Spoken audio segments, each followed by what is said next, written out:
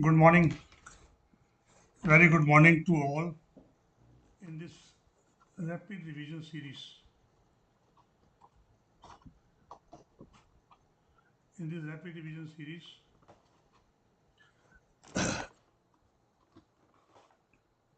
we are going to discuss today some important issues relating to India's economy. And the topic we have chosen for today's discussion is also very important for the examination point of view, that is the fiscal consolidation. And this is obviously an issue relating to fiscal policy of the government. And fiscal policy, particularly in emerging economies, is a very, very important policy. And therefore, we need to discuss all the related aspects of the fiscal policy. And today, I am decided to take up this issue of fiscal consolidation. And fiscal consolidation, what do you mean? We only directly meaning by fiscal consolidation is to reduce the underlying deficits in the budget. Reduce the underlying deficits in the budget. Budget has both fiscal deficit, primary deficit, revenue deficit, and the overall definition of the fiscal consolidation is all policy measures of the government to reduce the underlying deficits in the budget. And since fiscal deficit is a more important concept, and therefore we are generally concerned with reduction in the fiscal deficit. And this is what the fiscal consolidation means. But question is why the reduction in fiscal deficit is so much responsible. What is the rationale for reducing the fiscal deficit from the budget? And that is why this topic has become important, because the fiscal deficit always leads to the high inflation in the economy and high interest rate in the economy. Both reduces the room for monetary policy stimulus. It increases the risk of external sector imbalances. It dampens the private investment, because when government intervenes in the open market to raise the resources, they intervene in a very big way. They have to mobilize lakhs of crores from the financial market, and it leads to rise in the rate of interest. And due to non-availability of adequate credit and high cost of the credit, normally crowds out the private investment from the market. And all these factors, which are the impact of the high fiscal deficits, affects the growth and employment. Affects the growth and employment, and particularly in case of India's economy, where the millions of young people, around 13 million young people, are entering into labor market every year for seeking the adequate employment opportunities. And therefore, if growth and employment reduced in a particular year or in the times to come due to high fiscal deficit with the government, it will be obviously not acceptable by the public, and potentially it has the political risk also. Therefore, the fiscal deficit containment is a very, very important compulsion on the part of the government, because high fiscal deficit is not allowed to continue, because it has a wide ranging adverse impact on the India's economy. You see that even the IMF and World Bank, which converges to the Washington Consensus Statement, also refer to that the strict discipline to be imposed on the governments to reduce their fiscal deficits. And therefore, the fiscal deficit need to be reduced.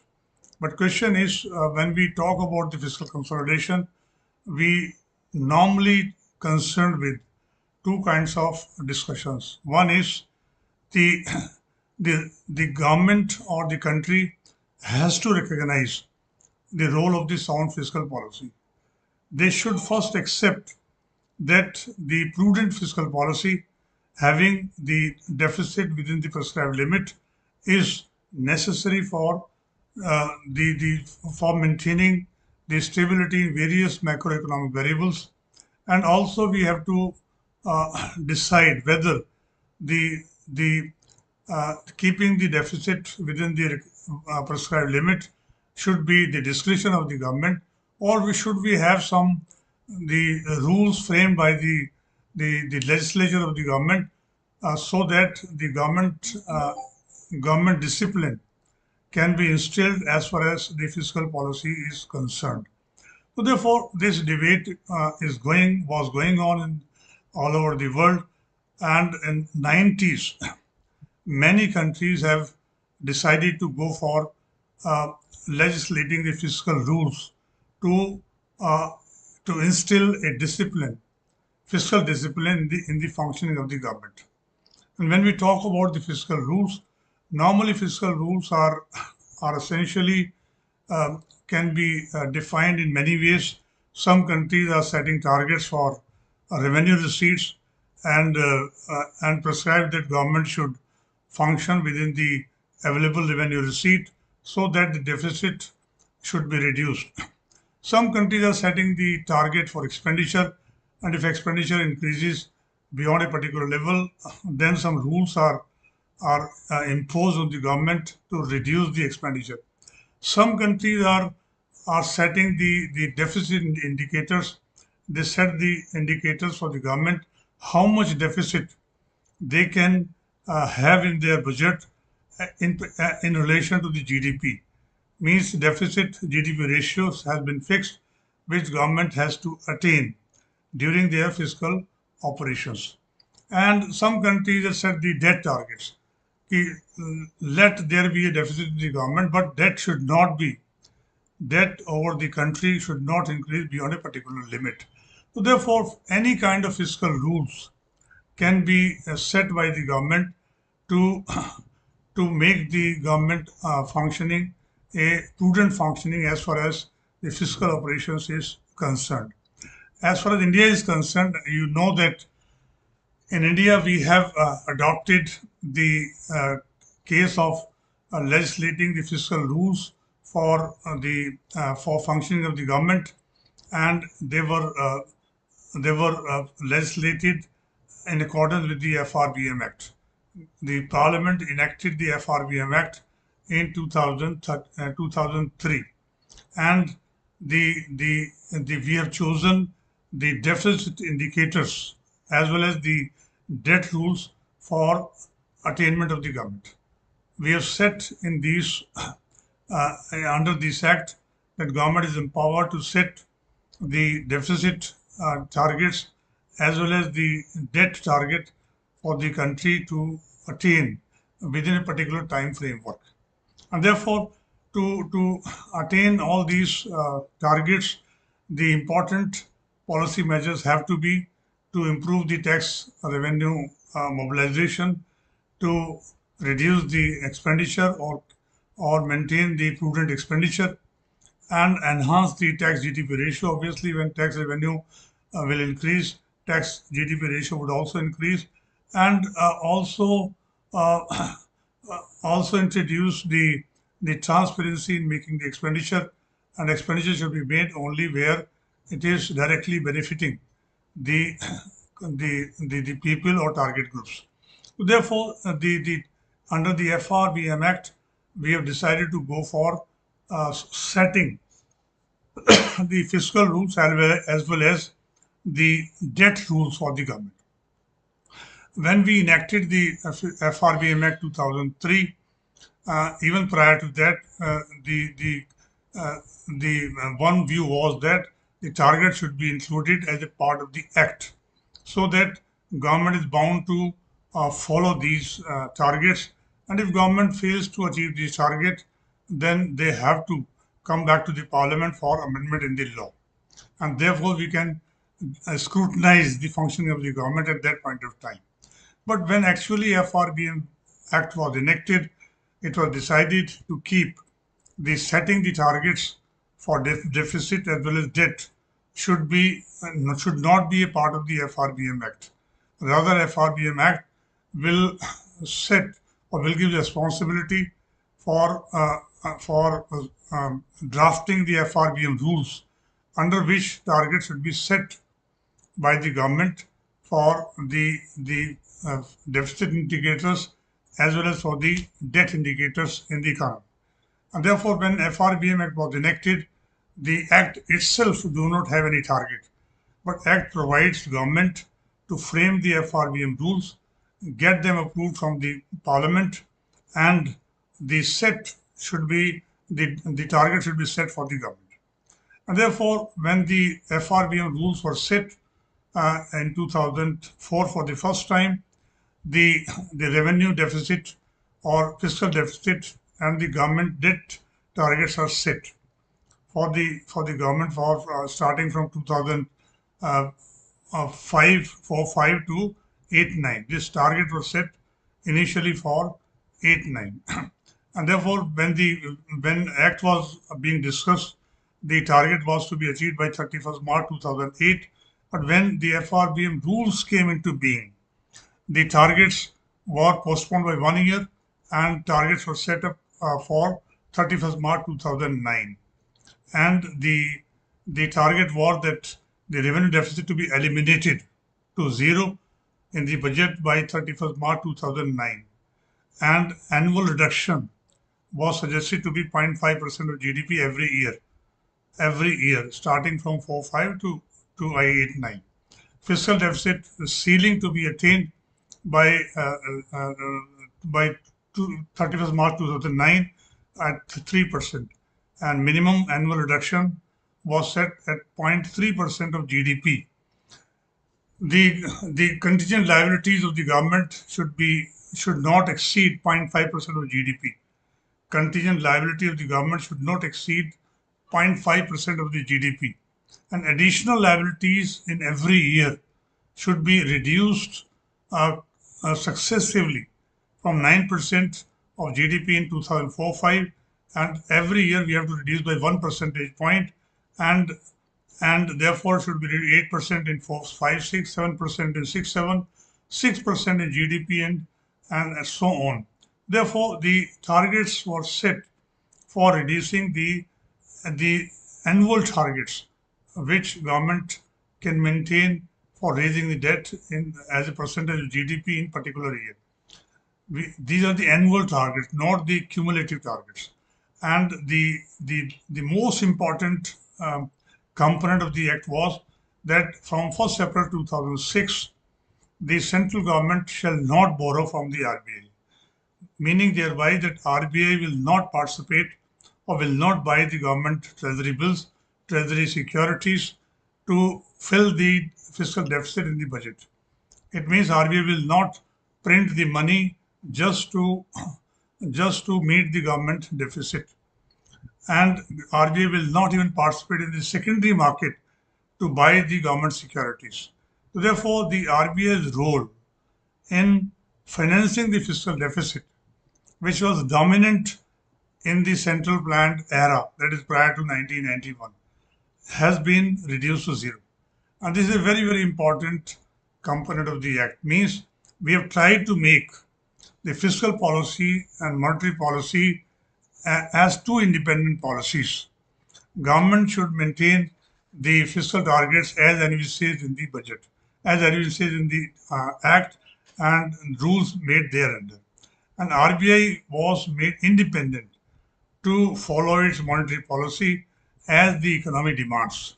And therefore, these are very, very important change in the government monetary and fiscal policies. They are made two independent policies to the largest extent possible.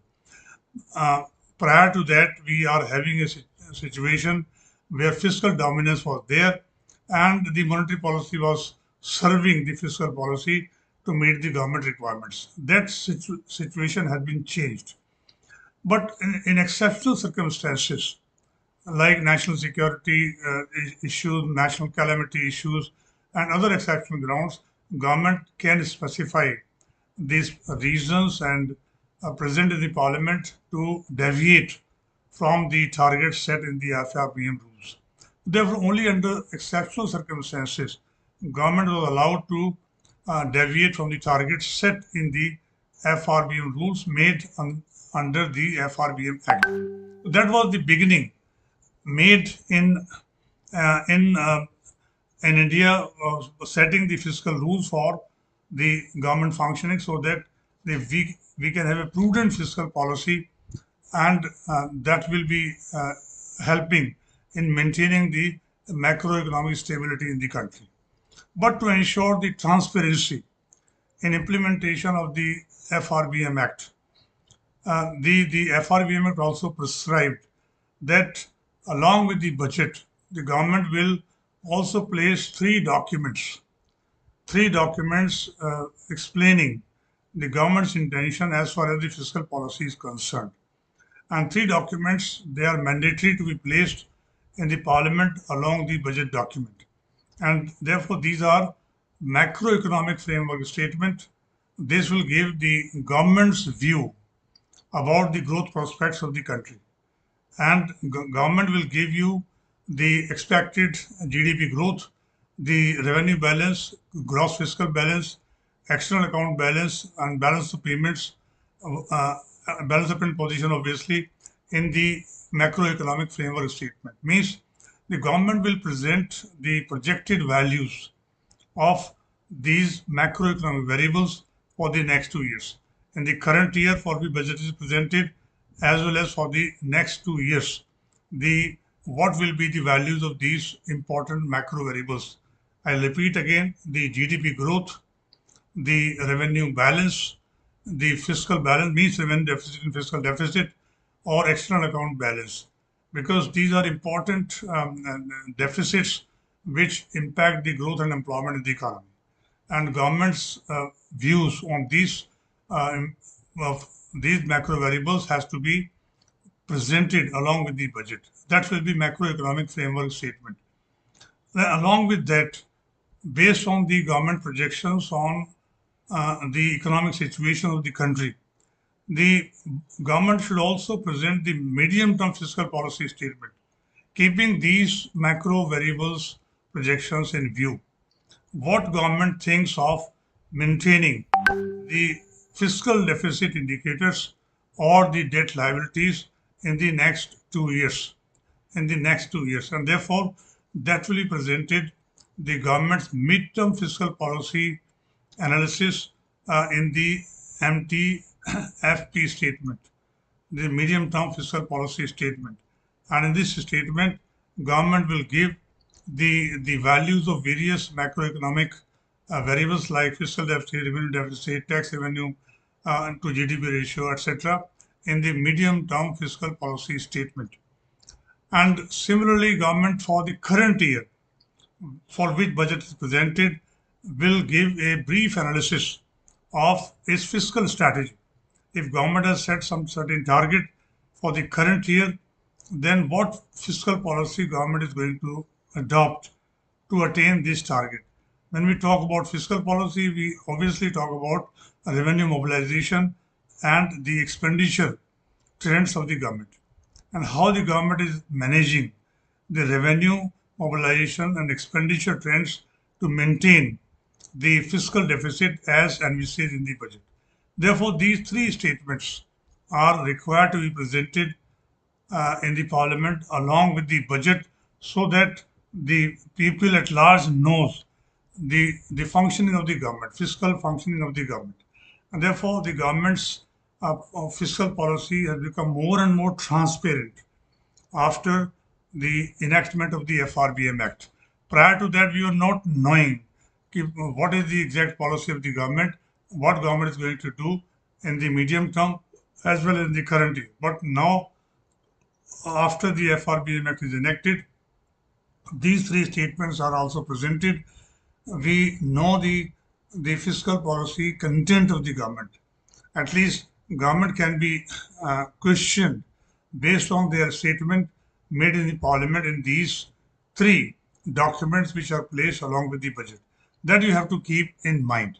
That you have to always keep in mind. And therefore, this promotes the fiscal transparency in budget formulation of the budget, in the budget formulation of the government, and to have more transparency in attaining the targets. The FRBM Act requires that every quarter the finance minister will review the receipt and expenditure trends and place their review before the parliament. And this review is necessary every quarter so that the parliamentarians or members of parliament can know whether government is going to attain the fiscal deficit target as they envisage in the budget. Therefore, every quarterly review has to be presented by the finance minister about the the revenue mobilization and the expenditure trends of the government. This indicates that transparency of the government in making the fiscal policy or taking the fiscal policy measures is increased after the enactment of the FRBM Act. Now, this is very, very important uh, system we have introduced after the FRBM Act. This, apart from the central government, the all state governments are also to adopt a rule-based framework for fiscal correction or their fiscal policy. And therefore, the central government has enacted a model fiscal responsibility legislation for all these states, and all these states were to require their to enact their fiscal responsibility legislations on the pattern of the FRBM Act of the central government. Therefore, not only central government, but state governments were also NVCs were also required to to to enact their fiscal responsibility legislation in their legislatures. Now, this is what the government started with, and they set the target for themselves, which were to be achieved by 7-8 originally. But when the FRBM rules were framed and presented, the target was increased by one more year, and they were to be adopted by 8-9. Now, given these rules, whether the government was able to follow the fiscal policy such that these targets are attained, or government failed to attain the targets, and therefore the fiscal policy of the government was not in consonance with the targets set in the FRBM rules. That was the question, and therefore, if you see the trends to analyze the performance of the government, the in the initial years, the functioning of the both central and the state government was very, very prudent. And therefore, you see the trend. In 97, 98 to 2002, 3, in these 5 years, the fiscal deficit was the 3.9%. This fiscal deficit was the 2 point, the fiscal deficit was essentially the 3.9% in 97, 98, 2002, 3, which was reduced to 2.3% in 2003, 4 to 7, 8. The gross fiscal deficit is 3.6%. Revenue deficit was 3.9%. In comparison to the previous 5 years average, it was reduced. It was reduced, and the similarly for state governments, their performance was also good as far as the attainment of fiscal targets is concerned. Combined, if you add the two, you will find that revenue deficit was 2.7%. Of course, it was to be reduced to zero, and fiscal deficit was 6.3%, marginally over the target of 6%, both for center and the states. And the primary deficit, which is obviously to be kept within the limit, was also there 0.6%. It was to be eliminated, but it was 0.6%. Therefore, in 2003, 4 to 7, 8, the performance of the government was not so bad. We were moving towards fiscal consolidation. The government was taking the measures to to start with to to reduce the fiscal deficit. But you see the 8, 9, 9, 10, 10, 11s, the all of a sudden the system has changed, and the revenue deficit increased to 4.5% of the central government. Gross fiscal deficit increased to 6.0%. primary deficit 2.6%. All these targets have been increased. All targets, all the actual achievement of the government is different. What happened between 7, 8, and 8, 9, and thereafter? That we will see. But first, you see the performance of the government up to 7, 8, or 8, 9, after the enactment of the FRBM Act. And you see that the trends was also being reduced every year. Trends are also being reduced every year, both central government and the state governments. And some of the average state government, they have turned out to be revenue surplus, and ours also we have reduced the RD and FT almost within the target. RD was not eliminated to zero, but FD was also within the target. So therefore, till 7, 8, we can say that the performance of the government, both center and the state, in terms of the fiscal parameters is not bad. But after 2007-8, again, the government grossly deviated from the targets set under the FRBM rules. And thereafter, we will see in the subsequent discussion that government has never been able to attain the fiscal target thereafter. And the government has never been able to attain. But before I move further, I presumed, which I have not explained, I have presumed that all of you are aware of the concept of revenue deficit, fiscal deficit, and primary deficit. So that was the assumption I have made, and based on that, I am moving on that. So you see that from 2003-4 to 2007-8, the corrections have been made. Government was able to reduce the revenue deficit as well as the fiscal deficit. So when we see both were reduced in the center and the state government, then what was the reason for that? Was it because of the higher revenue mobilization, or it was because of the prudent expenditure of the government? That we try to see here, and we find that the 47% contribution to reduction in the fiscal deficit was on account of improved revenue receipts, and 51% contribution towards maintaining the fiscal targets is the prudent expenditure, means expenditure was kept under the control. So therefore, in the first 4 years, the performance of the government was not considered to be so bad. Of course, we began with fiscal consolidation process at least after the enactment of FRBM Act. But you see that after 8, 9, and 9, 10, you see that the targets has suddenly increased.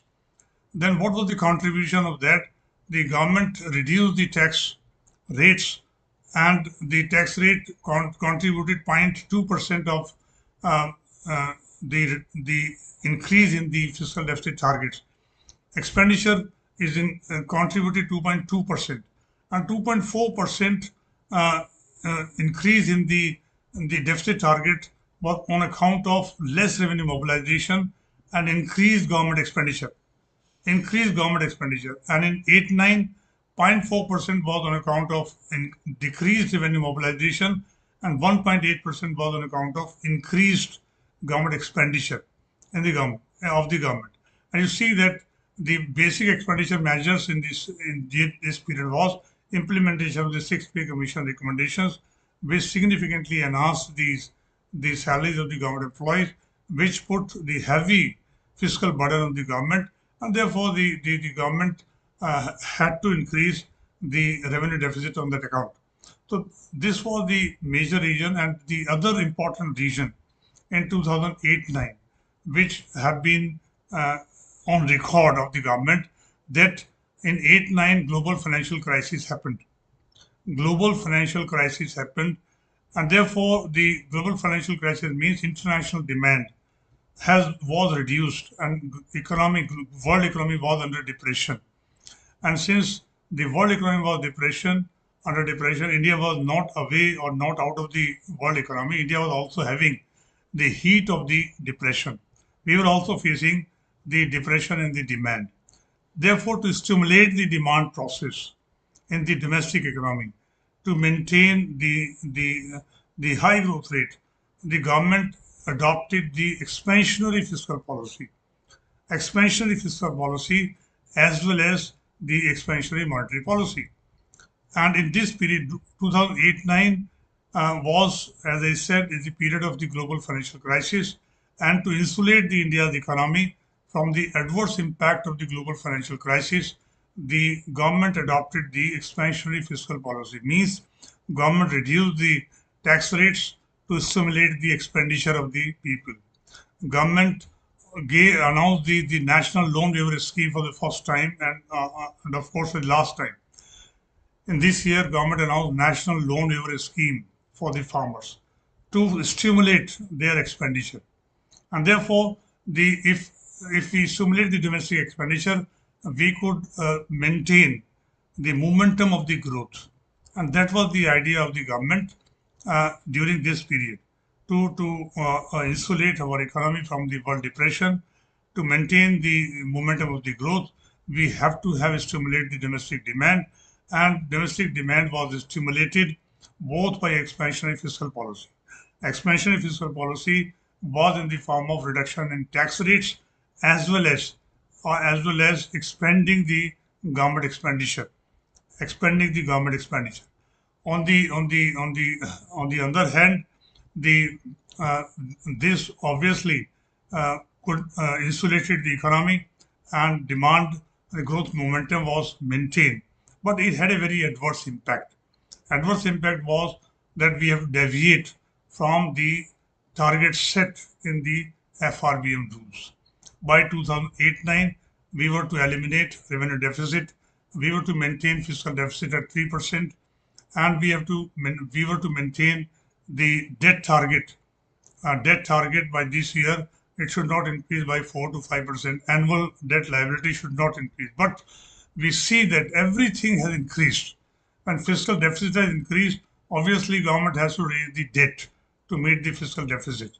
So therefore, this 8-9 onwards, the fiscal stimulus package announced by the government has led to the violation of the FRBM target, has led to the violation of the FRBM target. You see that gross tax revenue of the government as a ratio of GDP declined from 10.9% in 8-9 and further to 9.6%. So therefore, both revenue has declined, expenditure has increased, and therefore the revenue and fiscal deficits both have increased, and we fail to maintain the mandatory targets under the FRBM Act. And therefore, this was the situation we followed. But after the 8, 9, and 9, 10, government realized that the impact of the world depression was over, and we are able to maintain our growth momentum. It was a time to revive the economy by withdrawing the fiscal stimulus we have started in 8-9 onwards, and therefore revival process was started. Revival process was started from 10-11, and you see that in 10-11, government also announced the 13th Finance Commission to give the recommendations about the devaluation of the resources, and therefore in reviving the process, government made the commitment in their FRBM Act, in the budget document also, that we are committed to maintain the target set by the FRBM. But in the meantime, we could not do it because of the external insecurity and because of the world depression. And that's why the government again come back to its commitment to maintain the FRBM target within the coming years to come.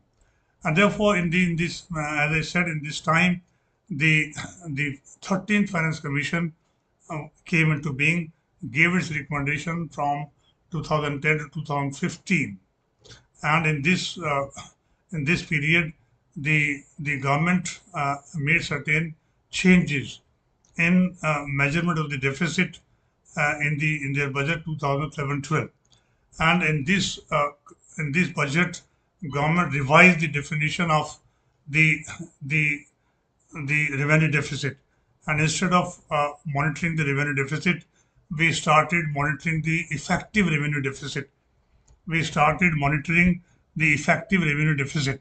The difference between the revenue deficit and effective revenue deficit is that a revenue deficit is defined as very commonly the revenue expenditure, revenue receipt of the government minus revenue expenditure. And obviously, when expenditure is more than the revenue, you will have the revenue deficit in the budget. Government assumed that all grants to the state, as recommended by the Finance Commission, is considered to be revenue expenditure of the government. By definition, the 13th Finance Commission has made two important changes. One, that instead of revenue deficit, we may start monitoring the effective revenue deficit, as I said. And under the effective revenue deficit, what changes we have introduced is the treatment of the grant given by the central government to states as per the recommendation of the finance commissions. By definition, such grants are treated as a revenue expenditure of the central government. But all the grants of the received by the state are not necessarily used for a revenue purpose by them. Some of the grants they may be using for capital purposes, for capital expenditure purposes, and some of the grants may be used by them for revenue purposes. So therefore, the grants used by the states for capital purposes are to be reduced from the definition of the revenue deficit of the central government. And this change was introduced from in the budget, and therefore it is called the effective revenue deficit. Effective revenue deficit. And obviously, when some grants are reduced and central government revenue expenditure decline, the value of effective revenue deficit will certainly be less than the ordinary definition of the revenue deficit. And this concept was introduced, and we started monitoring in the budget, in the medium-term fiscal policy statements, the effective revenue deficit instead of a revenue deficit. This is an important concept, and sometimes prelim this was asked. This has been asked, the difference between revenue deficit and effective revenue deficit. Therefore, this is the change we have introduced, and therefore the second thing which the 13th Finance Commission has introduced, that the CAG was mandated to monitor the functioning of the government of India in accordance with the FRBM targets. It means CAG was given the additional responsibility.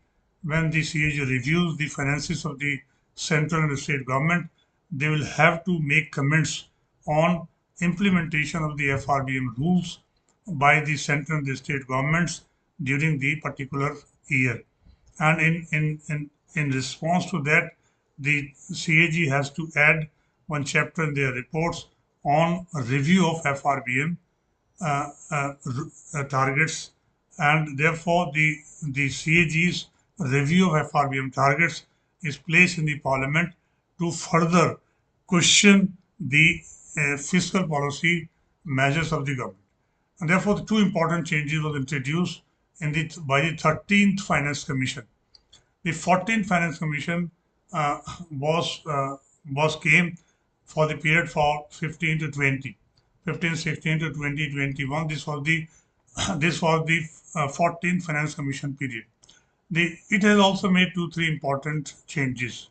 First is they set the fiscal deficit target to be attained at 3% from financial years 17 onwards, and RD to be eliminated to zero. First, they redrafted the fiscal roadmap for the country, and they said that by 2017, means after 2 years of the implementation of the 14th Finance Commission recommendations, the fiscal deficit target to be reduced to 3% and revenue deficit target to be reduced to zero. And this 14th Finance Commission recommended to eliminate the concept or withdraw the concept of effective revenue deficit. They have recommended this concept should be withdrawn because this is not in the line of international concept of deficits. And therefore, the government accepted the recommendation, and from 1516 onwards, the effective revenue deficit concept is further eliminated, and we started monitoring directly revenue deficit. Therefore, except these 5 years period of 13th Finance Commission, the effective revenue deficit is never monitored by the government. These are two important changes introduced, and therefore the targets were set for the 5 years by the Finance Commission for the government. Roadmap is drawn. But while presenting the 17-18 budget in the Parliament, government realized that the time has come to review the functioning of the FRBM Act, because after its enactment in 2003 until 2017, related for next 15 years, government has never been able to attain the fiscal deficit targets or revenue deficit targets, and targets set by the FRBM Act has never been attained by the government. Therefore, it is necessary to review it and make certain changes if required, so that in future the FRBM targets can be attained within the revised framework. This was the thinking of the government, and therefore in 1718 we decided to set up a FRBM review committee. FRBM review committee and FRBM review committee to suggest the government how FRBM Act to be revised and how to set the target in the revised manner, so that they can be easily within the direct control of the government. And that I'll just discuss after some time. But now I come back to the state government. The state government, as I said, were also required to enact their fiscal responsibility legislations, to introduce the discipline in the state government's fiscal operations, and this was required by the FRBM Act, and therefore all the state governments were to reduce it. But as I said, that to motivate the government, state governments to enact the FRL. FRL is short form of fiscal responsibility legislations. So to all states to enact FRLs, the 12th Finance Commission for the period 2005 to 2010, they introduced one important scheme, or two, three important changes they've introduced for the states, so that the states also come in line with the central government as far as the fiscal operations are concerned. First change they have introduced was the external loans what we passed on to the states. Prior to the 12th Finance Commission, the situation was that no state government was allowed to raise any loan from outside India. In case they were not allowed to raise any external debt to meet their requirements, and therefore it was decided that, and therefore they were not allowed. Then how do they meet the need? Central government was allowed to raise the debt both from the internal market and external market and transfer it to the states as a loan, and therefore the whole burden on meeting the debt liabilities falls on the central government, and therefore the central government debt GDP ratio was rising, because the central government was also required to meet the debt requirement of the states. This condition was done away with by the 12th Finance Commission, and therefore the state governments were made free to raise any external loans, and if they raise any external loan, they were required and they have to be responsible for their refund also, and therefore whatever they will raise, that will be counted in their debt liabilities, not in the central government liabilities. First major change made by the 12th Finance Commission. This impacted obviously the fiscal operation of the states, and the states, if they want to raise the loan, they have to raise the loan themselves. Number one. Second, the change the 12th Finance Commission introduced was introduction of the debt consolidation and relief facility for the state governments. What was that facility? It was a very, very important change introduced by the Finance Commission, which was accepted by the central government. It was that any loan taken by the state government from the central government as on 31st March 2004 has to be rescheduled for a fresh 20 years term at the reasonable rate of interest that was 7.5%, and the maximum debt is written off by the central government. It means the debt position of all the states was reviewed by the Finance Commission starting from 31st March 2004, and as on 31st March 2004, right from the 1950-51 onwards, then the Finance Commission recommended to central government that the state loans to be rescheduled afresh, their payment schedule to be changed. Now from 31st March 2004, they have to be repaid in next 20 years. Even if loan term is ending next year, that will be rescheduled for next 20 years. And the earlier loans were at the different rates of interest at the different period of time, and all loans were converted into a single rate of interest, 7.5%. 7.5%. And in the process of rescheduling, some of the debt of the state governments, which central government can think they can be written off. So therefore, this scheme was very, very important. This gave a lot of relief to the state governments towards the payment of their loan to the center. And therefore, the whole payment schedule is rescheduled for the next 20 years, starting from 31st March 2004. It means 1st April 2005 onwards, the state government was not required to pay any loan as per the old schedule, and they were required to pay the loan to the state government as per the new schedule. Immediate relief is given to the state governments, and therefore this was a very, very important change. But this facility was available to the states only when they enact their FRBN or they enact their FRL, and therefore this was an incentive for the states to enact the FRL. Those states who have enacted or in the process of enacting the FRL, they can get the advantage. They can get the advantage of the DCRF facility. They can get the advantage of fiscal consolidation or the DCRF facility if they enact the FRL. And therefore, this was a very, very important incentive as well as compulsion on the part of enacting the FRB.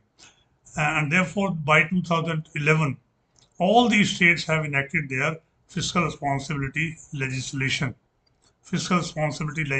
And therefore, the 12th Finance Commission has made a very, very important change in the recommendation, and this has helped the state governments to reorganize their debt liabilities in such a way so that they can maintain the debt GDP ratio as per their FRL recommendations.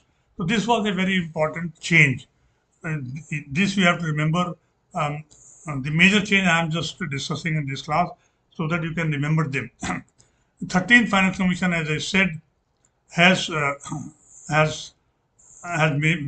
introduced the global financial has many recommendations as far as the transfer of the grants from center to state is concerned. But the government also recommended a revised roadmap for the fiscal consolidation or fiscal targets, keeping in view the global financial crisis as well as the sixth pay six pay commission recommendations. And from 9-10 to 14-15, they set the revised target to be achieved by the governments under the fiscal consolidation. You see that every time the targets have been rescheduled and reshifted. And this was the roadmap drawn by the 13th Finance Commission, both for the center and the states, both for the center and the states. And you see that when we saw the actual performance of the governments, we find that we could not maintain these targets. We could not maintain these targets, and targets were much above them. And that's why we avoid continue to avoid the targets set by the various finance commissions or under the FRBM rules. You say that the 15th Finance Commission came and they made certain important changes. One is the higher levels of devolution of taxes was recommended. Higher level of devolution of taxes were recommended, right from 31-32%, which government sharing earlier out of the taxable pool of resources with the states.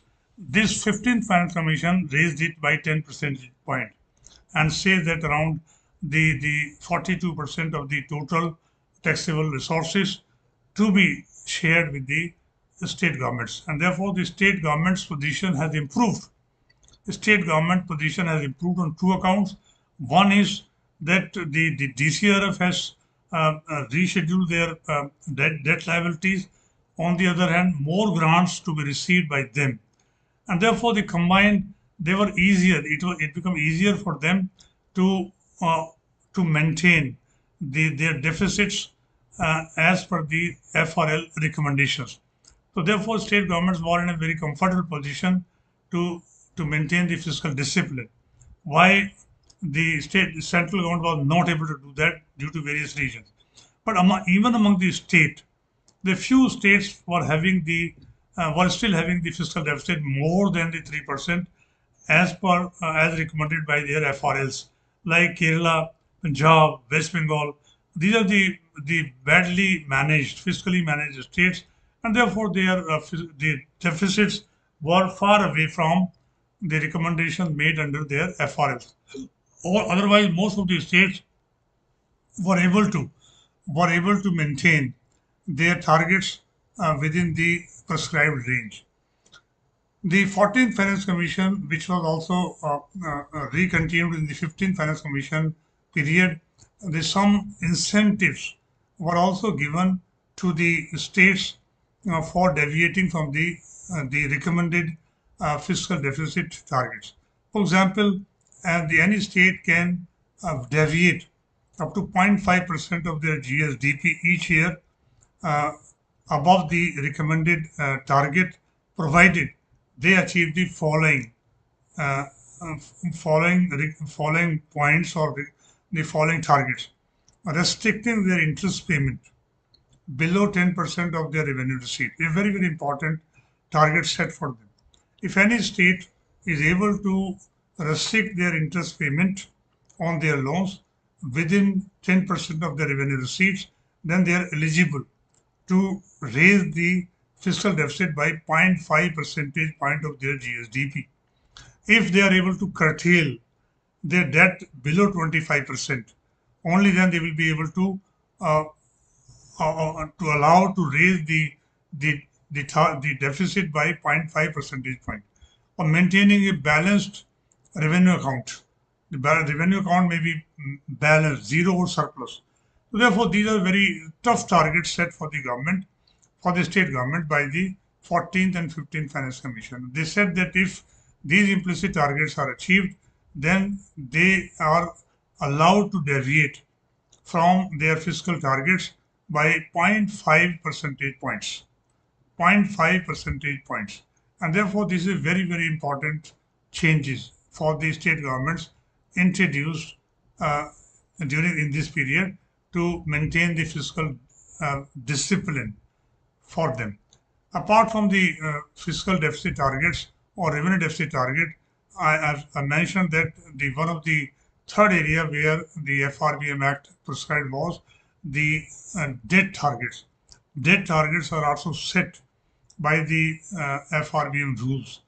But the debt targets is also recommended by the various finance commissions for the different periods. You see that the 13th Finance Commission set the debt liability target as in relation to their GDPs or GSDPs is mentioned here. And therefore, the general government targets should not exceed the around 65% of the GDP of the country by 2014-15. The central government may increase their debt liabilities up to 43%, and the state government to 23.1%, and therefore the outstanding central loans to state governments was 1.2%, a very minor figure, and the general government debt was 64.9%. This was to be maintained, and figures in the bracket relate to those recommended by 13th Finance Commission. Actual is given outside the bracket, and within the bracket we have given the recommendations made by the 13th Finance Commission. It means the central and the state governments, they were able to maintain the debt liability target within the limit prescribed by the 13th Finance Commission. Prescribed by the 13th Finance Commission. How was it happened? How was it happened that the government the government had maintained the debt targets within the prescribed limit?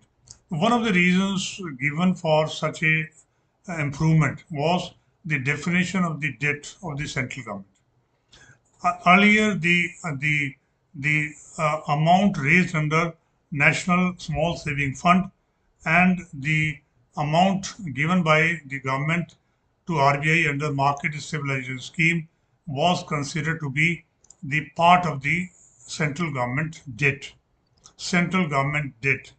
But the government accepted the recommendation of the committee of the government, which says that the amount raised on the National Small Saving Fund and amount given to RBI for maintaining the liquidity stability in the economy under Market Stabilization Scheme should not be included in the central government liabilities.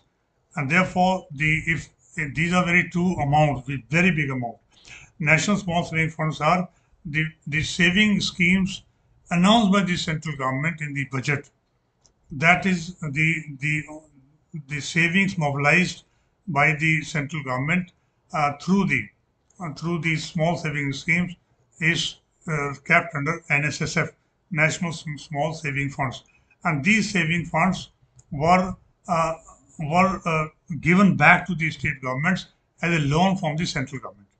And since these funds are not utilized by the central government, they should not form the part of the liabilities of the central government. That was the reasoning given by the government.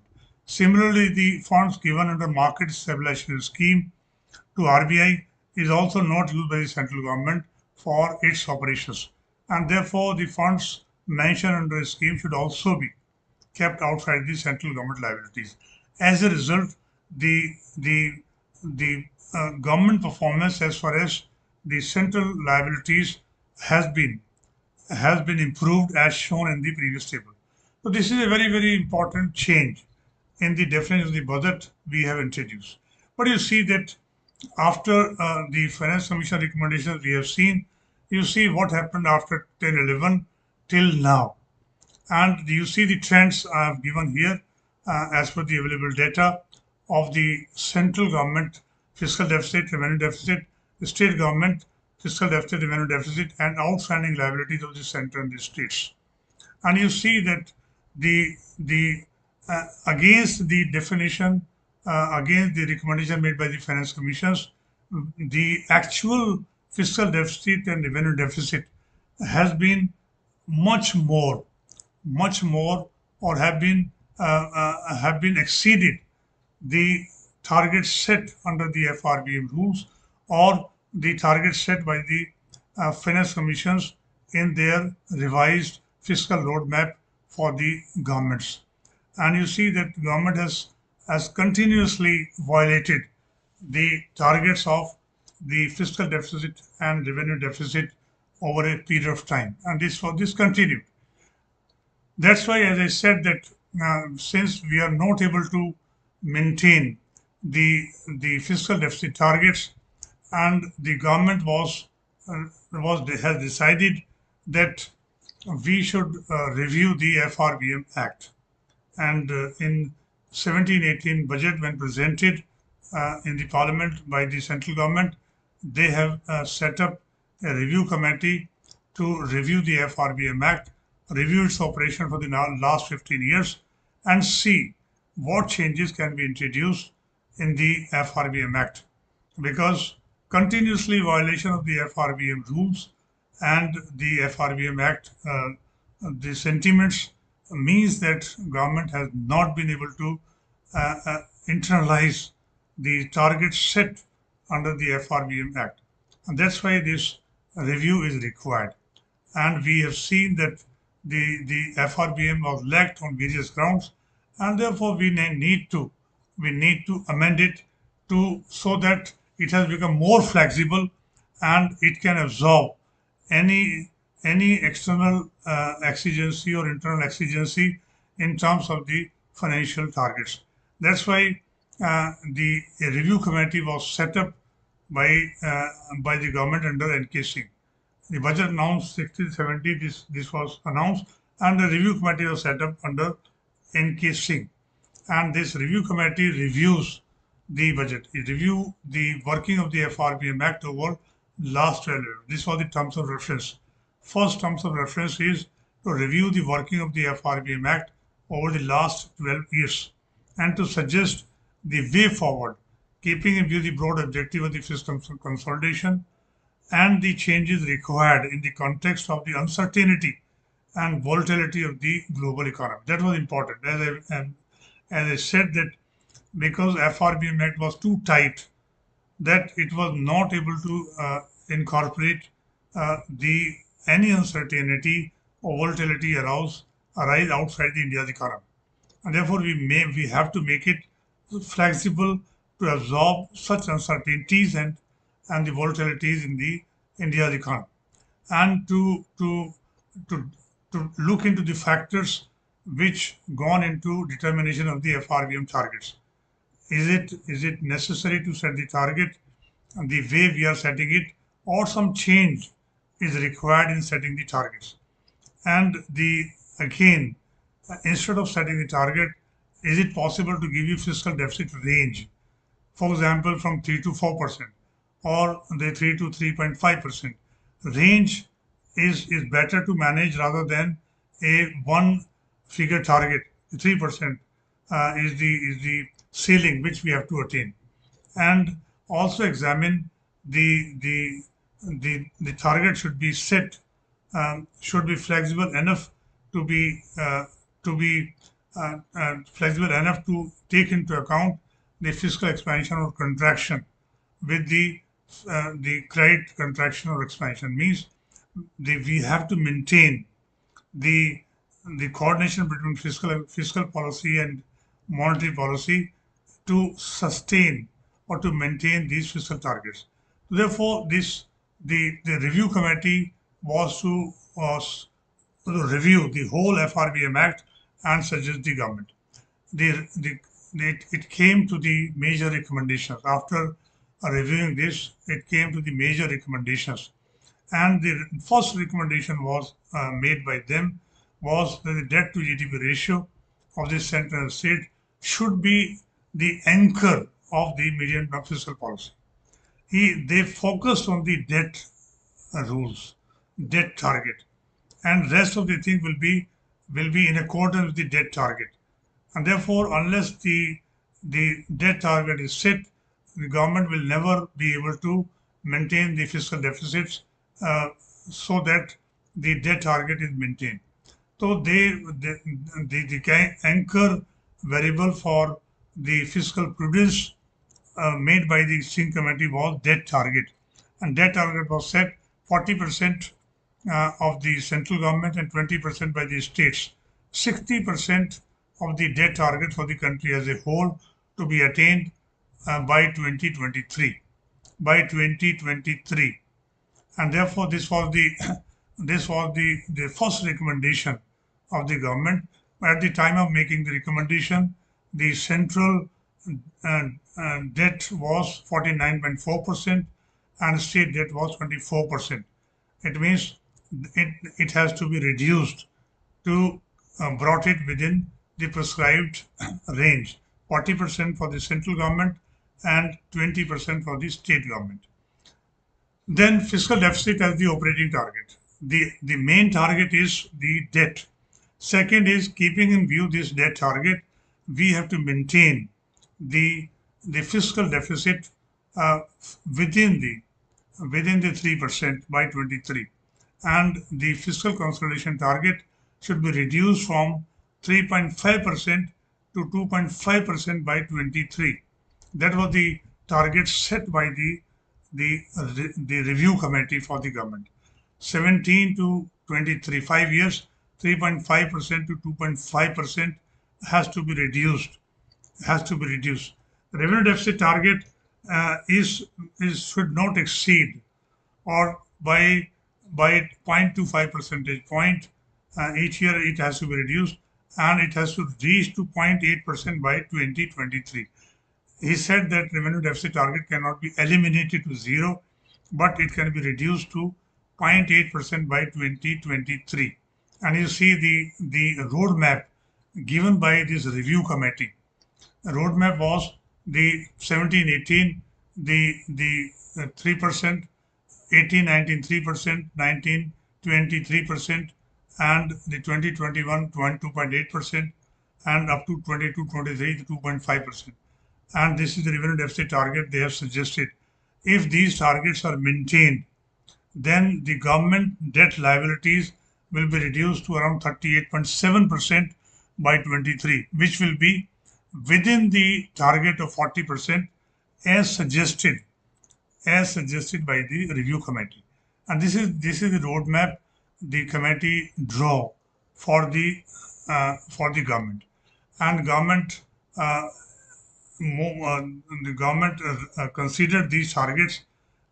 The other important another important recommendations given by the review committee was setting up the fiscal council. He says that to monitor the implementation of the FRBM Act and to monitor the various targets set by the by the FRBM rules under the FRBM Act, we need an independent council. We need an independent council to advise the government if condition exists to deviate the targets. If government is deviating from the fiscal targets, what government should do, that advice will be given by the fiscal council. And the fiscal council may also suggest the changes in the fiscal strategy to achieve the given targets. And it will also give from time to time the corrective measures for to the government to be within the fiscal targets set by the committee. So that is the institutional recommendation. A separate fiscal council is to be set. The another important clause given by the committee was escape clause. When government can deviate from the set fiscal targets. When in the original FRBM target, you see that only under the national calamity, national emergency, government can deviate from the target. But this review committee has given an additional support to the government that if even in the normal circumstances, the government faces a situation where the fiscal deficit, where the average GDP of the country is falling continuously from the average of last 5 years quarters, then the government can deviate from the fiscal deficit target set in the budget. I'll just repeat this important clause. That is, as the government asked him how the setting of the fiscal target can be aligned with the cyclical fluctuation taking place either in the world economy or in the domestic economy. How to align our fiscal targets with the changes taking place. And he gave the formula for uh, aligning the targets with the volatility existing in the economy, maybe from outside forces, maybe for internal forces. And he said that the government may be empowered to escape from the fiscal deficit target by zero point 0.5 percentage point if there is a sharp decline in the GDP of the country, at least by 3 percentage points below the average of the previous 4 quarters. Means you have to take the average of the previous 4 quarters and see in the current period the actual GDP growth is less than 3 percentage point from the average. If that happens, it means the economy is passing through some depressive phase, and government can deviate from the fiscal deficit target by zero point 0.5 percentage point, and this is called escape clause. And this is given an additional support to the government to deviate from the fiscal deficit targets only under a particular circumstances which they consider it necessary if economy is facing the cyclical fluctuations either on account of the internal factors or account for the external factors. So therefore, these recommendations were made by the review committee. And the review committee has also said that the fiscal and monetary policy has to be maintained, coordination has to be maintained. But one of the member of the review committee was the chief economic advisor of that time, Dr. Arvind Subramaniam. He was member of the review committee, but he submitted a note of dissent, and he did not agree to the recommendations of the committee. And the reason he has given is that the committee has made so many targets, has set so many targets for the government. And government is involved in a complex operations, fiscal operations. And therefore, it will not be possible for the government to maintain the FD targets or revenue targets as recommended by the FRBM review committee. And therefore, what he suggested that instead of giving too many targets to the government, you would assume that primary deficit should be the only single target for the government, so that easily they can, if they maintain the primary deficit target, they will be within the other targets easily. The government need not to monitor the fiscal deficit target, revenue deficit target, or the debt targets if the only one target is given to them. And he was of the view that the primary deficit should be the anchor variable for monitoring by the government. And primary deficit, you know that it is defined as the fiscal deficit minus interest payments. It means the past liabilities of the government or which have emerges on account of the past action of the government should not be the part of the target to be maintained by the government. And since we are interested in maintaining the fiscal stability in the current year or in the future years, therefore the liability which is emerging from the past actions of the government should not be made a part of the target and the government is to monitor. And that's why in primary deficit we exclude the interest payments made by the government on account of the past action. That should be deducted. That's why he said that it is easier target to monitor. Now, if government is able to reduce the primary deficit gradually, then government is definitely able to reduce the annual debt gradually.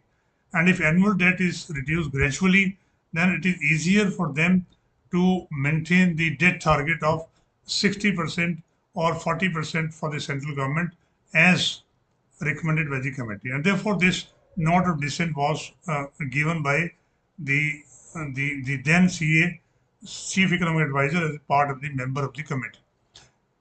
But you see that the review committee made its recommendations, but the moment the committee gave the recommendation, government uh, violated the target. You see that the committee wanted that the target should be 17-18 3%, and in 17-18 it was already 3.5% in the budget of the government, and 18-19 it was to maintain the 3% target. It was to maintain the 3% target. But if you look at the actual trend of the government I've given somewhere, you see that the targets are immediately violated after the fiscal consolidation path as recommended by the review committee. And you see that in 17 itself, target was 3.5%. Target was 3.5%. In budget of 21-22, government fiscal deficit for 21-22 was 6.8%, and it was estimated to 9.5% in the next higher target.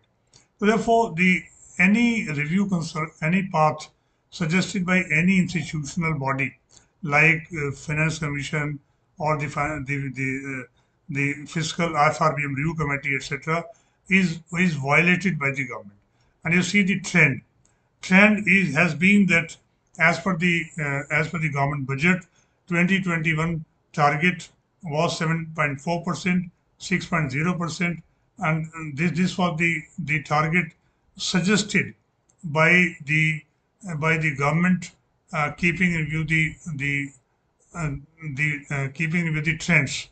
And as I mentioned that the 1920, 2021, and these were the very severe years for the government on account of the COVID-19 impact, and therefore the government announced many schemes uh, which uh, which government has to incur a lot of expenditure. Particularly, Pradhan Mantri Jan Kalyan project has been announced, which itself required around 3-4 lakh crore rupees, and therefore the government could not maintain the targets as set by the review committee, and therefore in the meantime government set up the 15th finance commission for the period 20 to 25. And in this period, the 15th Finance Commission also suggested the fiscal consolidation path for the government.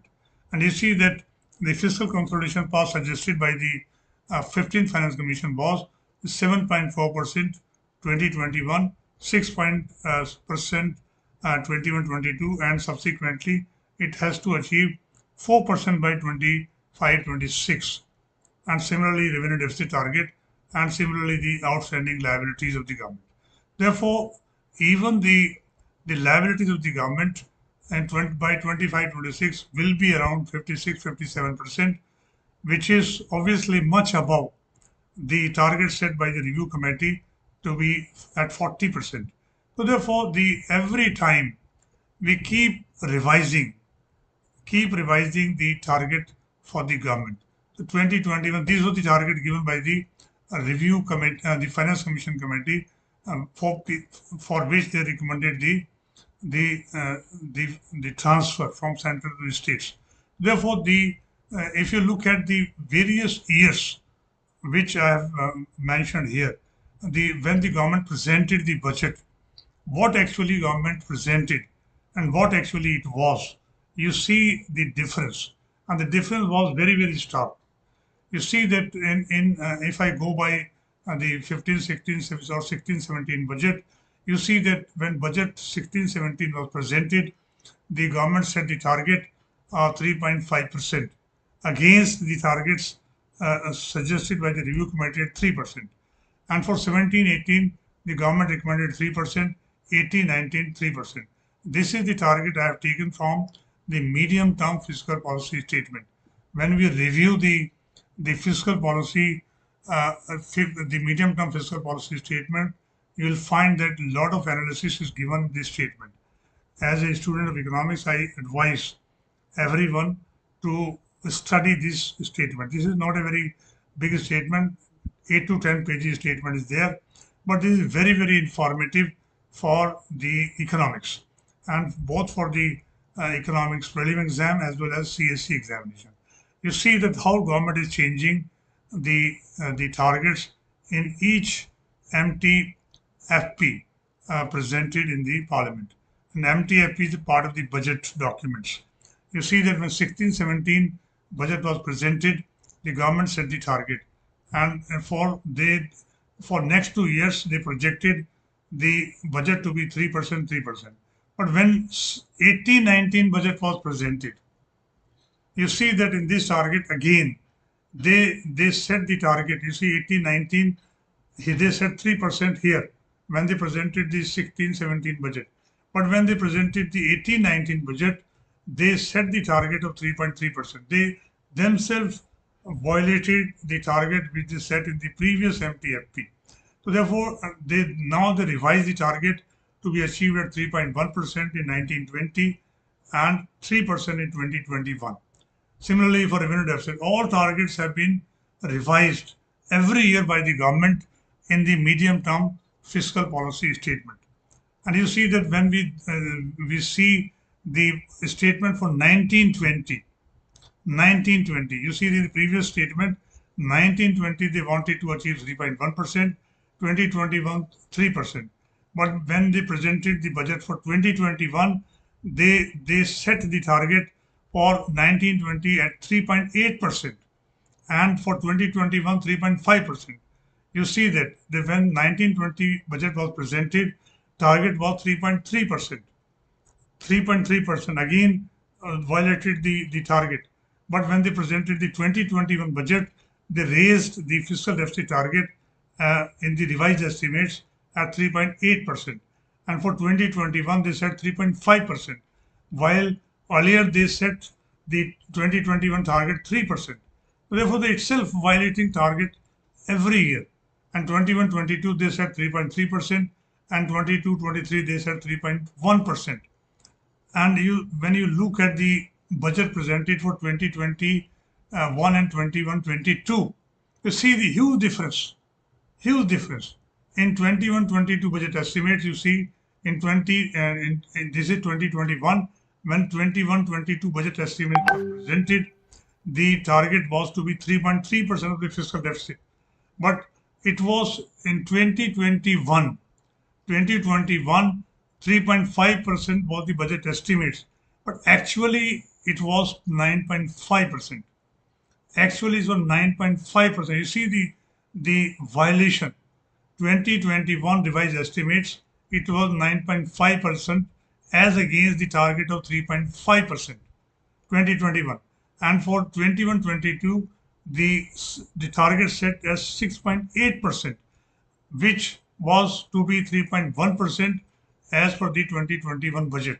So therefore, every time the government is violating the target set by itself in their medium-term fiscal policy statement. You see the huge increase, almost the 3 times increase in the fiscal deficit target at 9.5% and 6.8% in the subsequent year. A revenue deficit target is 7.5% and very huge 5.9% target. And therefore, the central government liability on account of the borrowings is 3.1% increase. Therefore, the issue is that how this huge target was set by the government in 2021 as against the target of the 3.5%. When the budget was presented in February, the target was 3.5%. But at the revised estimate stage, that is when budget presented for 21-22, the revised estimate for 2021 was 9.5%. So it means something serious has happened during this year. And what was the seriousness? Seriousness was that the prior to the 2021, the government was not showing the food subsidies given under the NFSA in their budget. It was not showing, and therefore the transparency was not there. and they were in fact shown in the balance sheet of the Food Corporation of India. Government keep asking the Food Corporation of India to raise the loan from the banking sector or from the market, or government was also giving the loan to the FCI from the National Small Saving Fund to meet the fiscal subsidies or food subsidies burden on behalf of the government. And therefore, the increasing food subsidies, which were there on account of enactment of National Food Security Act, was not shown transparently in the Government of India budget. And therefore, Government of India was under pressure, not only from internal pressure but external pressure. International Monetary Fund and the World Bank both have warned the Government of India to be transparent in presentation of their budget. And therefore, the government under pressure has transferred around the 3.5 lakh crore rupees from the balance sheet of the FCI in the budget itself, and which has raises the the revenue deficit of the government, and as a result the fiscal deficit of the government. So therefore the hidden subsidies which were there but not shown in the budget transparently was the major reason for the steep rise in the revenue and fiscal deficit of the government. And 2021 has again shown a very specific year. And 2021 other important reason was obviously the pandemic, and because it was a worldwide crisis, health crisis, and therefore the government has to help the people who were suffering their jobs, leaving the cities, migrating to native places, facing the food crisis, facing the job crisis, and therefore government has to come up with the a package. A package was in the form of Pradhan Mantri Garib Kalyan project, under which one of the scheme was obviously giving the 5 kg food grains plus pulses initially to the people in the country to provide them help in the crisis period. That was also added in the expenditure of the government, which also raised the fiscal deficit and revenue deficit of the country. And this scheme was incurring heavy expenditure on part of the government.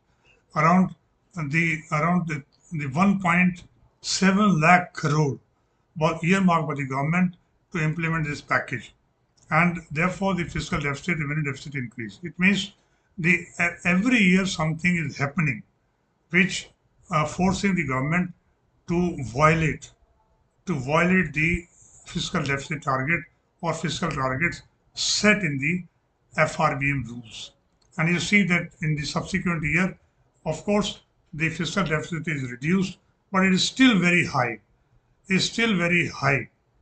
It's still very high as far as the target is concerned. You see that when the budget is presented for 22-23, the target of revised estimate 21-22 is set at 6.9%. In the budget estimate, it was 6.8%, and marginally it was kept at 6.9%. A revenue deficit was in 21-22 budget was 5.1%, and it was kept at 4.7%. Therefore, in 22-23 budget, the government revised its estimates presented in the beginning of the year, but at the end of the year, the government revised the target. You see, 22-23, the target is set at 6.4%, and revenue deficit target is 3.8%.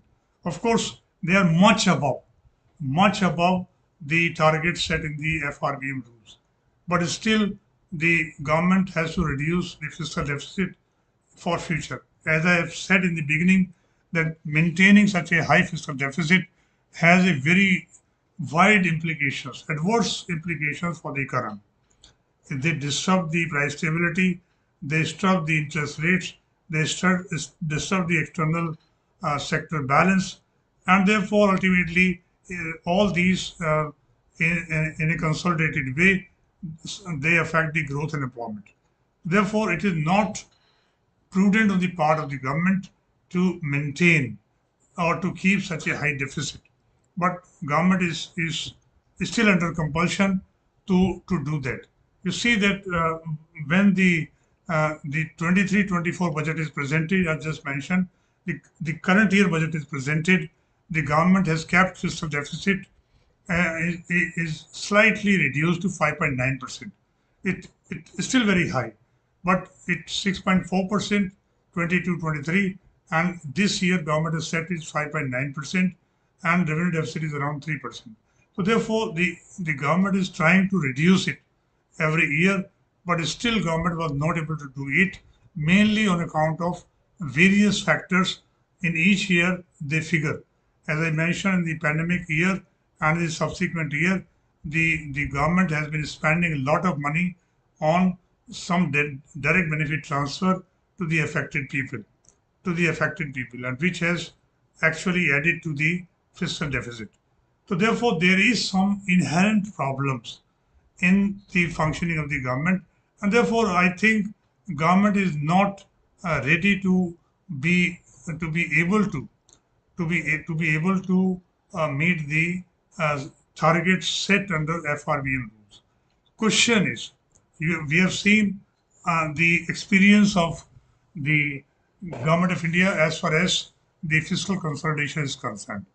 And we have also seen that the government has not been able to maintain the fiscal deficit target or fiscal targets as laid down in the FRBM rules. Question is why? Why government has been able to fail to not to attain it?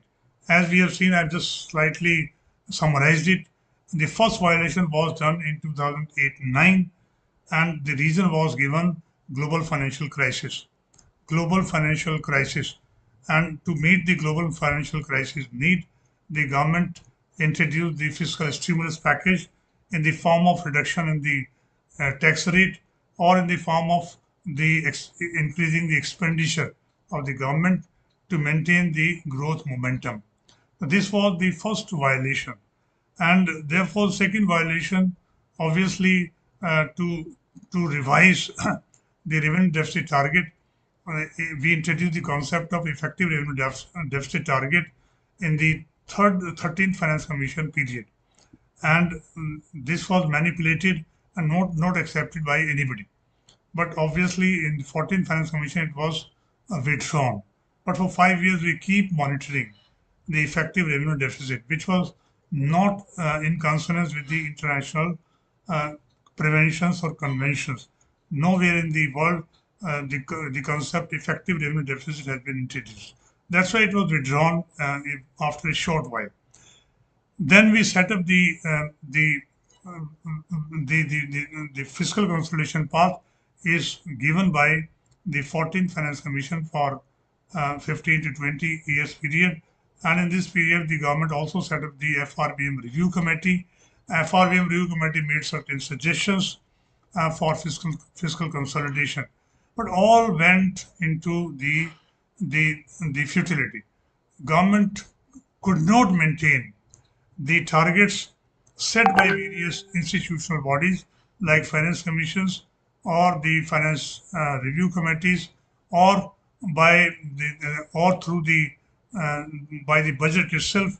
They are setting targets for themselves under MTF-FP statements, but all have been violated year after year, and therefore government has been shifting the goalpost and bypassing the spirit to achieve the fiscal consolidation.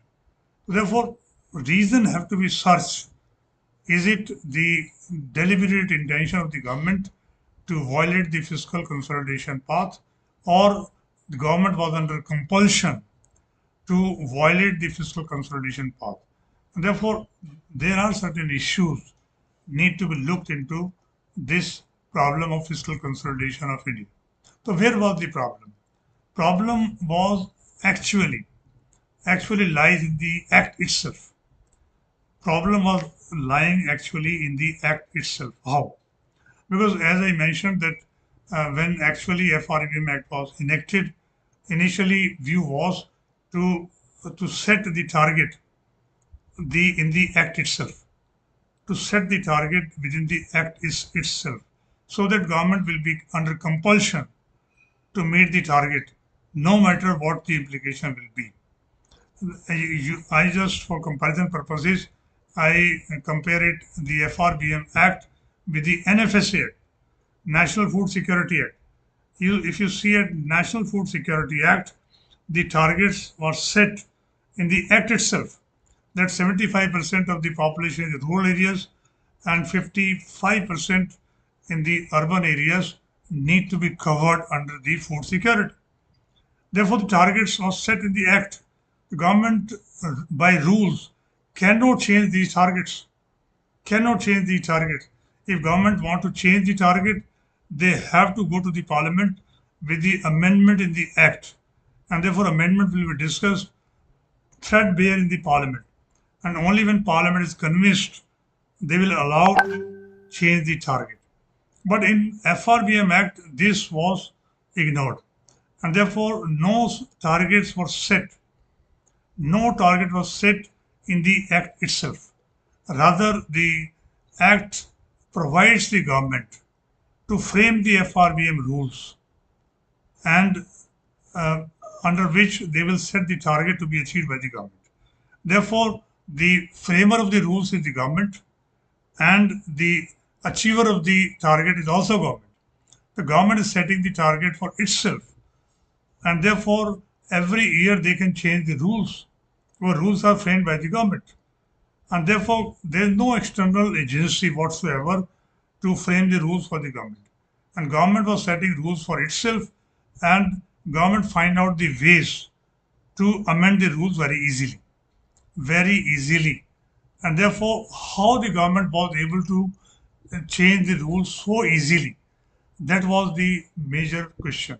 And since this FRBM Act was also kept outside the jurisdiction of the judiciary, it means nobody can go to the court of law and challenge in the court of law that government is not able to meet the targets set in the act, because targets are not set in the act, and therefore they were outside the judicial scrutiny. Therefore, nobody is scrutinying the act. Parliament is also not able to discuss the act because no amendment is introduced by the government in the act, and therefore the government was very easily find out the way to change the rules very frequently. And how the government was changing the rules. You know that there is a concept of money bill in the parliament, and the important money bill every year is the finance bill, which is a part of the government budget. And finance bill introduced various changes to be introduced in the government from the next year, like change in the tax rate, change in the other important financial rates, which government is going to change, and the FRBM Act, which is also considered to be the money bill. Money bill. Therefore, government can introduce changes in any of the money bill by introducing amendment as a part of the finance bill. Very easy. You see, I'm just repeat to make you understand that government is presenting every year the budget in the parliament, and one of the integral component of the parliament is finance bill. Other is obviously appropriation bills and other documents, but here we are concerned with the finance bill, and finance bill is defined as money bill under the article 110, and therefore the if through finance bill government introduces any changes in any other money bill, that will be accepted, and therefore once the finance bill is passed, the other money bill will also be amended automatically. And setting the FRBM rules, or setting the targets under FRBM rules as mandated by the FRBM Act, is considered to be the money bill. And every year government introduced the one line amendment in the finance bill, that in the current year the rules are amended as under by the government. And once the finance bill is passed, the government is empowered to change the finance FRBM rules. And therefore, in a way, the change in the FRBM rules has the consent of the parliament. But that is the indirect consent. You have manipulated and introduced the amendment in the FRBM Act and rules through the finance bill. And finance bill is a very complicated document. It is part of the budget, including all the taxation proposals of the government. And parliament in that during the budget period, they will not consider the other important changes introduced in other money bills. They will only consider the taxation proposals of the government. Even the finance minister's speech also includes the taxation proposals in his part B, which is a part of the money bill, which is a part of the component of the finance bill. Therefore, the other amendments introduced along with the finance bill are not obviously taken care of by the parliament. But once the finance bill is approved and it becomes finance act, then all the amendments introduced through finance bill, they have also become the mandatory for the government to change. And therefore, the government every year is is getting this change in their FRBM rules and getting them approved by the governments. This is therefore the basic flaw. Basic flaw lies in the act itself. If you have not set the targets in the act, then you find out the other ways to violate the rules set in the FRB. And this was happening every year. And therefore, after 2008-9 until today, every change in the FRBM rules is made as a part of the finance bill. They introduce a small amendment through finance bill, and once finance bill becomes finance act, then obviously consent is also taken from the parliament indirectly on the amended fiscal targets set in the FRBM rules. And FRBM rules after the act is finance bill become act, government issue the fresh FRBM rules as approved by the parliament. Therefore, getting the approval of the parliament become easier for the government. But had the FRBM Act itself contained the targets, then it was not possible for the government to introduce such amendment through the finance bill. Then they had to bring a independent amendment bill in the FRBM Act, which government didn't do. And therefore, it was easier for the government to keep violating the FRBM rules and targets set therein. So therefore, there was a basic flaw in the act itself. If you are just for the comparison purpose, I am giving you the similar act enacted in the other governments, and in other governments they have set the targets as a part of the act, But for example, in Budget Enforcement Act 1990 in USA, which doesn't impose any mandatory deficit target and distinguishes between the mandatory expenditure. But they have set the target for discretionary expenditure of the government. If the government violate the ceiling of the discretionary expenditure, obviously they have to go through their parliament to change the law. And that's why the ceiling is imposed on the functioning of the government as far as expenditure is concerned. Therefore, they followed the expenditure rule. If government exceeded that ceiling, they have to come back to the parliament for approval. Similarly, in German, federal debt break is there in the constitution, and there would be a shutdown of the government payments if it were violated. In the federal debt break, they have set the target of the expenditure of the government. And if government exceeded the target, then the federal debt break comes into action. And government cannot spend even a single rupee if that ceiling is violated. Therefore, in these governments, the strict discipline is imposed on the functioning of the government.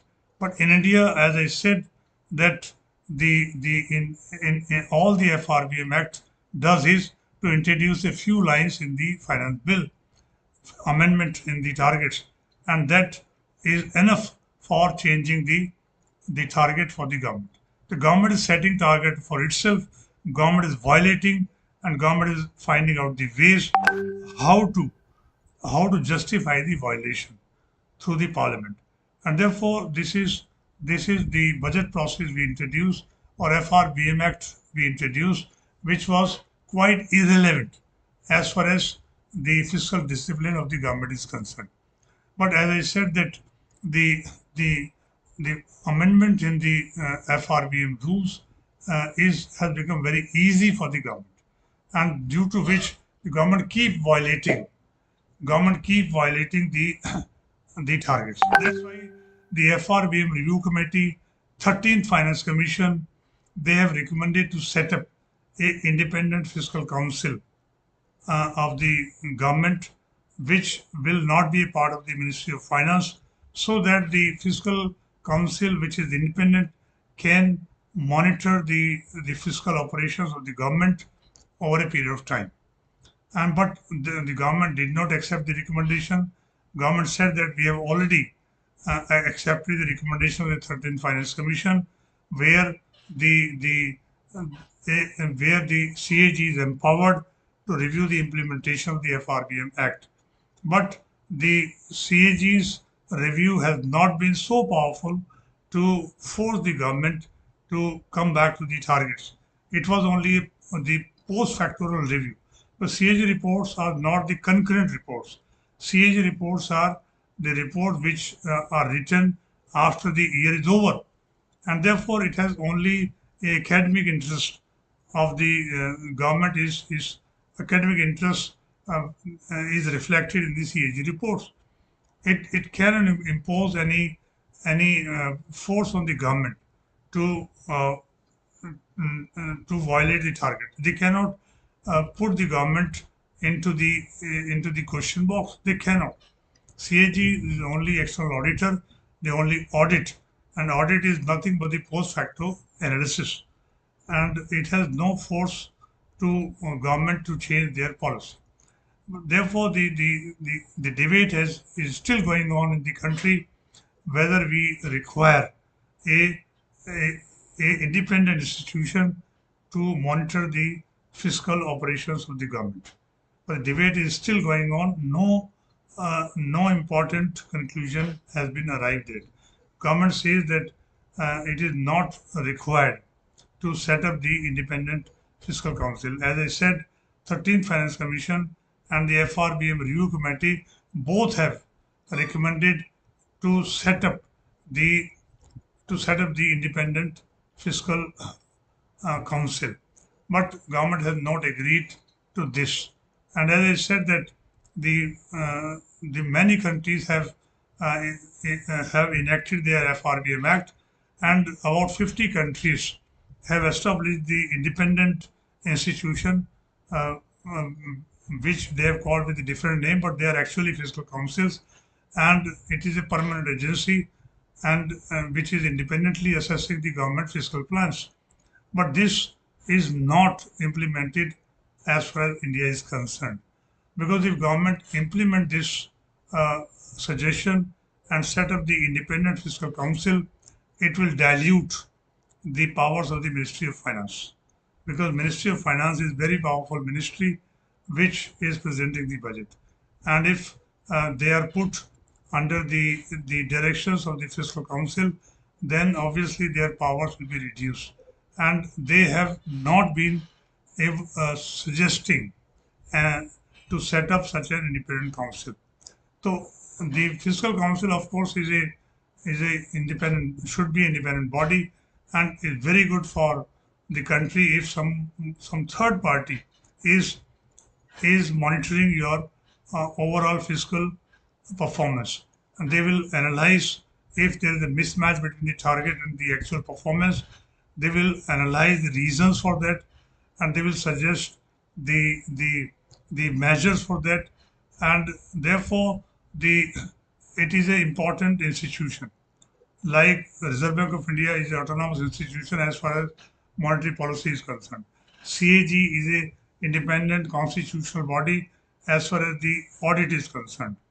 The Central Vigilance Commission is an independent autonomous body as far as the inquiry into vigilance cases are concerned. So we have judiciary is also independent. So we have these so much independent bodies to to oversee the functioning of the economy. But we don't have any such body to oversee the fiscal functioning of the government. We don't have any such body, and therefore it is only Ministry of Finance which is basically responsible for making the rules and which is also responsible for their achievement.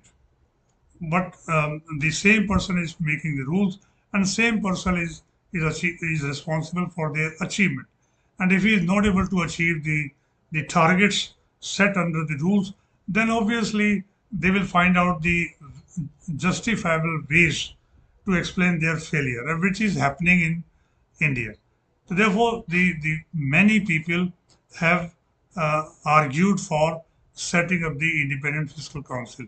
Particularly, as I mentioned, the 13th Finance Commission and the FRBM Review Committee has been very vociferous in this regard, and they have been suggesting to set up the Fiscal Council. And role of the Fiscal Council will be obviously to see the behavior of the fiscal numbers presented in the Parliament and the actual performance of the government and review this mismatch, find out the reasons, suggest the government the corrective measures. But uh, so far we are not able to do it. As you see that when the GST is introduced by amending the constitution, we have set up a GST council, and GST council is also made autonomous by the government. All all issues relating to GST is is considered by the empowered GST council, and whatever the empowered GST council recommends, that become almost binding on the part of the government. And therefore the GST council has the important body, but GST council is recommending changes in the in the tax structure of the GST. On the other hand, the Finance Commission is also looking into the taxable pool, which should be shared between central and the states. And therefore, there is likelihood that there is some controversy between Finance Commission recommendations and the GST Council recommendation. But the people are saying if you set up the new council, fiscal council, again there will be controversy, or there will be some lack of coordination between the government and the such councils or such independent councils. Therefore, we are not in favor of providing setting up any such council which will come in conflict with the government. So do you see that how we are moving ahead?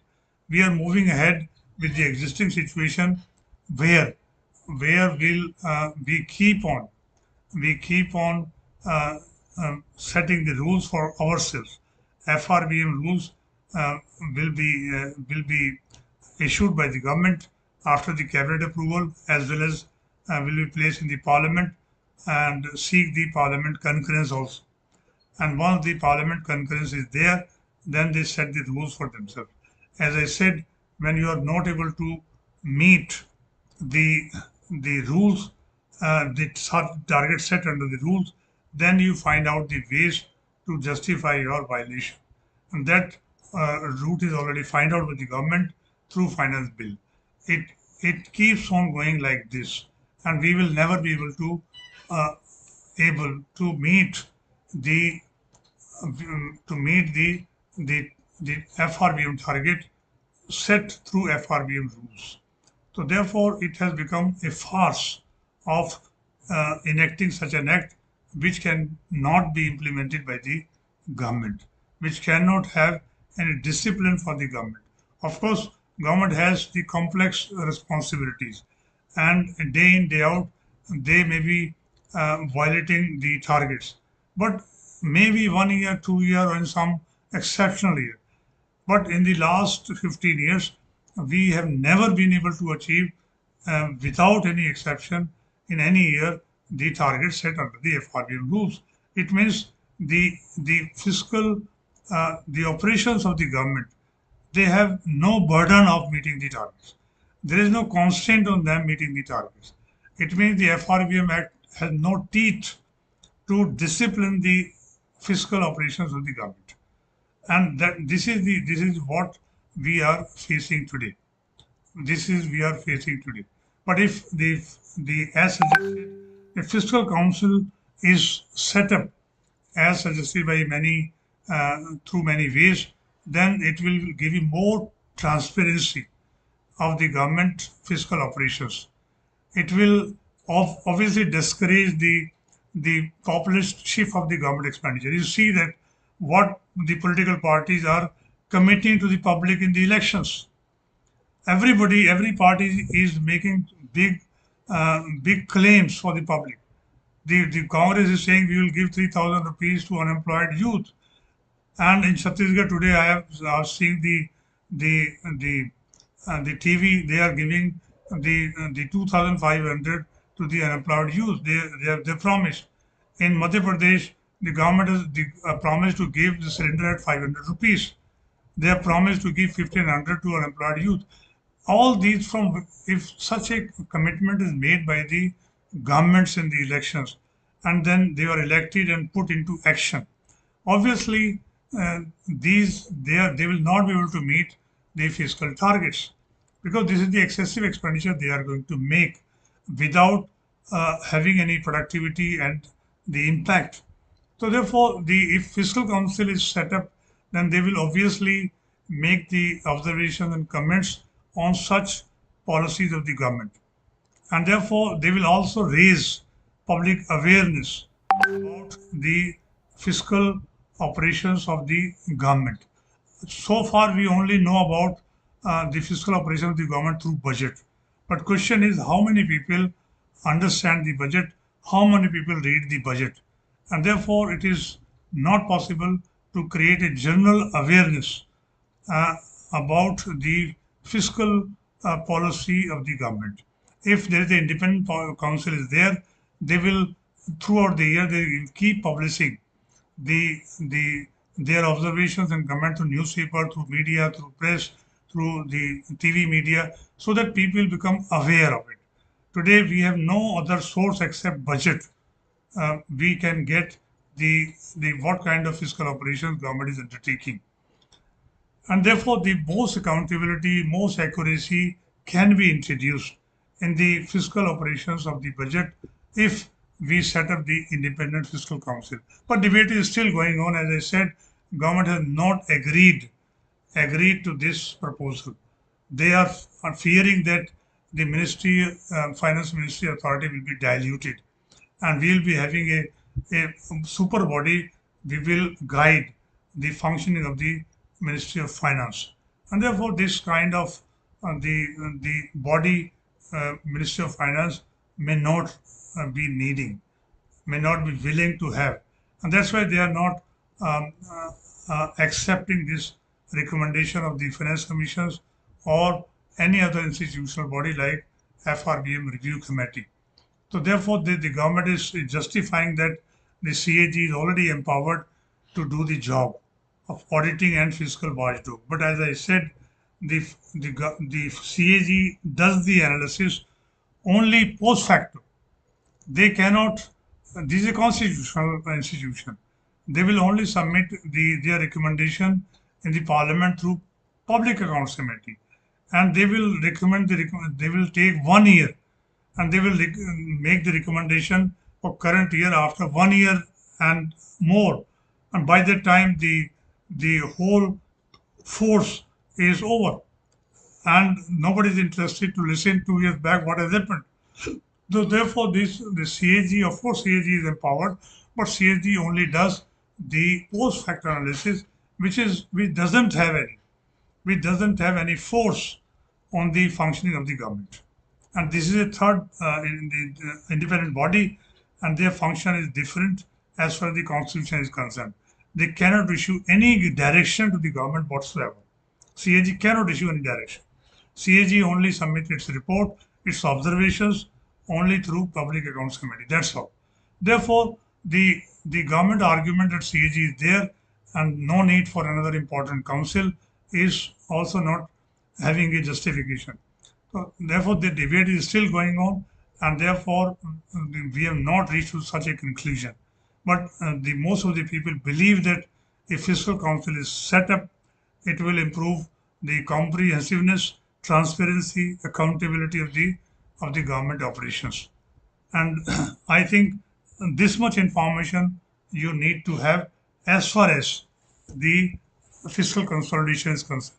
So in this class, I have covered the and quite elaborately, comprehensively, what is fiscal consolidation, what has been our experience, and how the such kind of experience has been possible, how the government is managing to change the targets every year and violating every year also.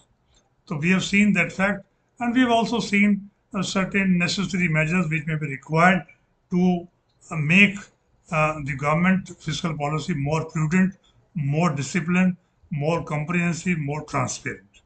So this presentation is only to have some awareness about the functioning of the government. Okay, thank you very much, and thank you for your hearing to me. And I hope I have been able to provide you good information, at least for the forthcoming examination, that is the prelim examination in 28. Thank you very much. Thank you, and all the best to all of you.